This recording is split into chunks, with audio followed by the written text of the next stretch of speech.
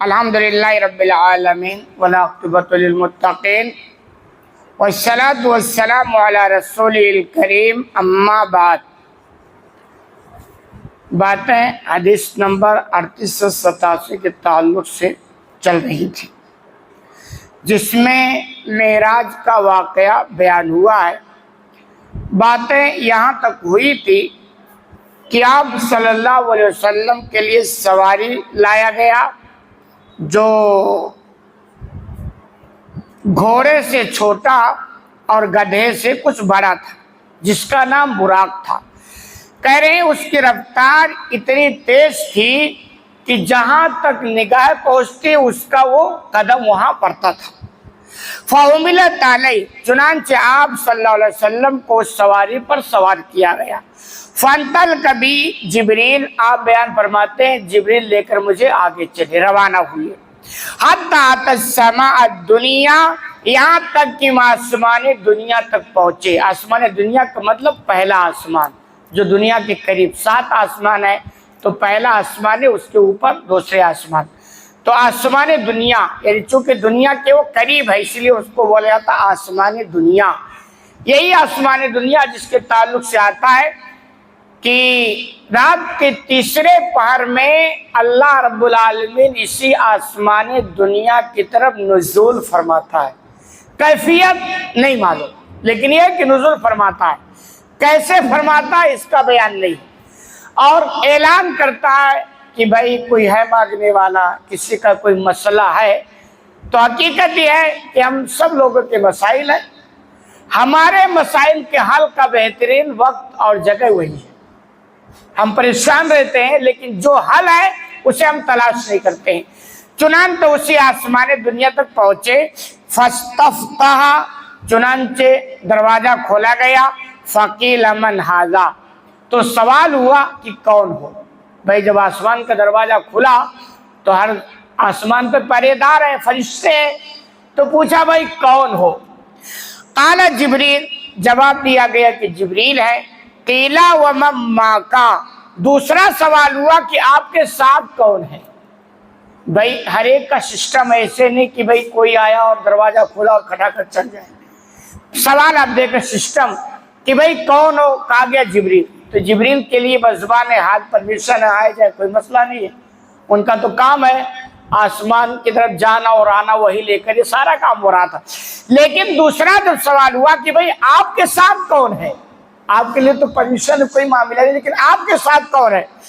قال محمد، جواب دیا کہ محمد صلی اللہ علیہ وسلم ہے۔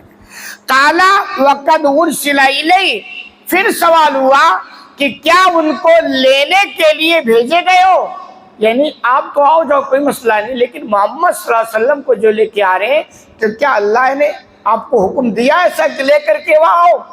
یہی طریقہ ہے، ہر ایک اپنی ذمہ داری کے تعلق سے ذمہ داری نبھا رہا ہے۔ قال نعم، چنانچہ جبریل نے کہا ہاں پرمیشن ہے، اللہ نے بھیجا ہے، اجازت ملی ہے تو لے کر کے آئے، بس آگے ختم۔ اب وہاں مزید نہیں کہ ثبوت دکھاؤ، لیٹر دکھاؤ، کیوں؟ فرشتوں کی صفات ہے جھوٹ نہیں بولتے، نافرمانی نہیں کرتے، بس وہ کافی ہے، کیونکہ انہیں نافرمانی کا اختیار ہی نہیں ہے، بس ختم، کیا پرمیشن ملی۔ قیل مرحبا بہ فنعم المجیء جاء، کہا گیا خوش آمدید، یعنی آنا آپ کے لیے بہتر ہو، اور کتنی مبارک ہستی آئی ہوئی ہے، یعنی نبی کریم صلی اللہ علیہ وسلم کے تعلق سے چرچا تو یہ۔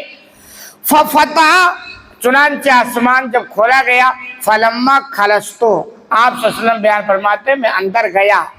فَإِذَا هِيَ آدم، تو پہلے آسمان جس کو آسمان دنیا کہا جاتا ہے، آدم علیہ السلام وہاں تھے، ہماری ملاقات ہوئی۔ فَقَالَ هَذَا أَبُوكَ آدم، جبریل نے کہا یہ آپ کے جد امجد آدم علیہ السلام، سب کے باپ ہیں، تو جبریل نے کہا یہ آپ کے والد محترم آدم ہیں۔ فَسَلِّمْ عَلَيْهِ، آپ اسے سلام کریں۔ فَسَلَّمْتُ عَلَيْهِ، آپ بیان فرماتے میں نے اسے سلام کیا۔ اسلامی طریقہ یہی ہے، وہاں بھی یہی ہوگا۔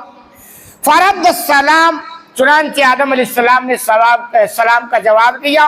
ثم قال مرحبا بالابن الصالح والنبی الصالح، چنانچہ پھر آدم علیہ السلام نے کہا خوش آمدید نیک بیٹے اور نیک نبی۔